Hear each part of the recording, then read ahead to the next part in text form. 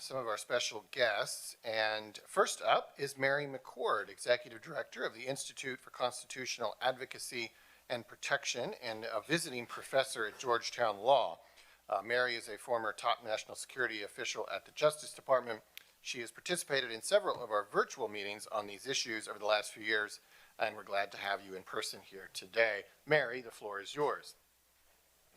Thank you, Mayor Holt, Mayor Nierenberg. It's really a pleasure to be here, actually in person. I've addressed many of you before remotely without actually seeing your faces, so it's a real pleasure to get to meet you.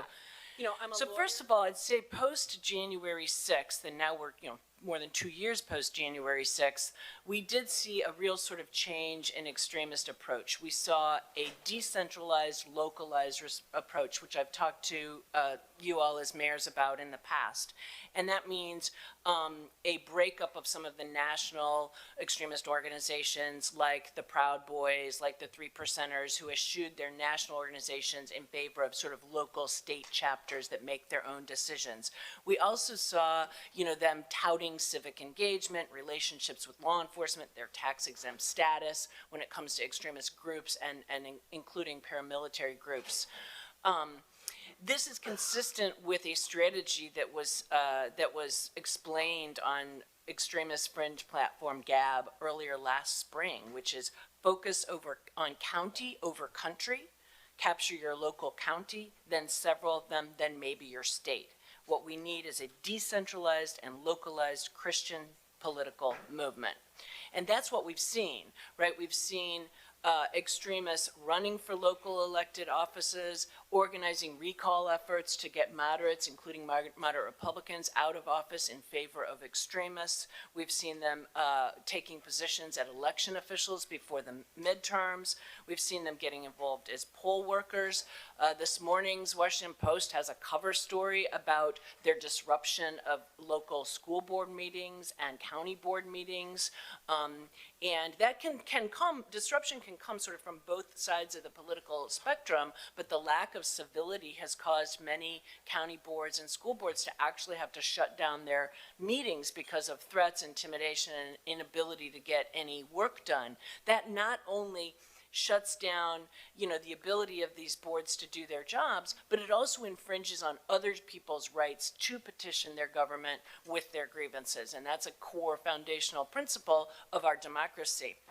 We've continued to see extremists basically use disinformation, some generated by them, some generated by influencers, social media influencers, cable news influencers, and even, sadly, elected members of Congress and high-level elected officials. And we see that extremists really hang on every word coming out of elected officials that they can use to spread additional disinformation, and that disinformation then fuels the real-world political violence and intimidation.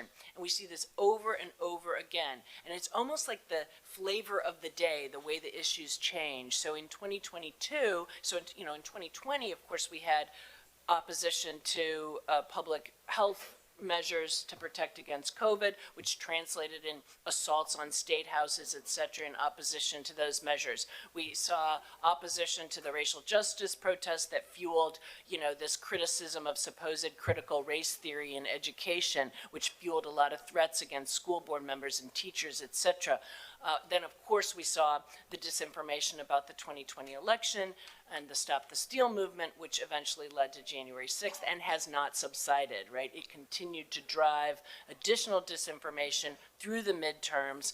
And even since then, we just saw in New Mexico over the last several weeks, several attacks, violent attacks, shootings targeting Democratic local officials and state officials by a person who had run for office and failed and who is an election denier. So this disinformation does translate into real-world violence. This past year, it's been particularly lethal against LGBTQ plus communities, both in coming out armed to intimidate them at Pride events last year during Pride Month, and more recently at drag drag story times and drag Christmas programs, and that has not subsided, fueled again by disinformation. We've also seen anti-Semitism, and I'm sure Max will talk about this, just go through the roof as more and more people embrace white supremacist theory, great replacement theory, etc. And I will say that again, following what they're seeing on Capitol Hill, we're seeing some extremists become a little frustrated. Like they're really happy about the new subcommittee on the weaponizing of the federal government, but they think it's just talk and they want action. And this fuels the accelerationist extremist movement, and that's the movement of those who want to accelerate toward a civil war so that they can create a white ethno-state. We see this manifest in things like the uptick in attack on our power grids. There's been some 15 attacks on power grids in just the Pacific Northwest alone, not even counting some of the famous things in North Carolina and elsewhere that we've heard from. And this may seem weirdly counterintuitive, but some of those attacks are being connected to neo-Nazis, accelerationists, who want to essentially create chaos, undermine governmental authority, and from that chaos, they are prepared, they have stockpiled weapons, they've stockpiled their own generators so they can generate their own power, they've stockpiled food, they want to be able to move into, again, this acceleration toward a white ethno-state.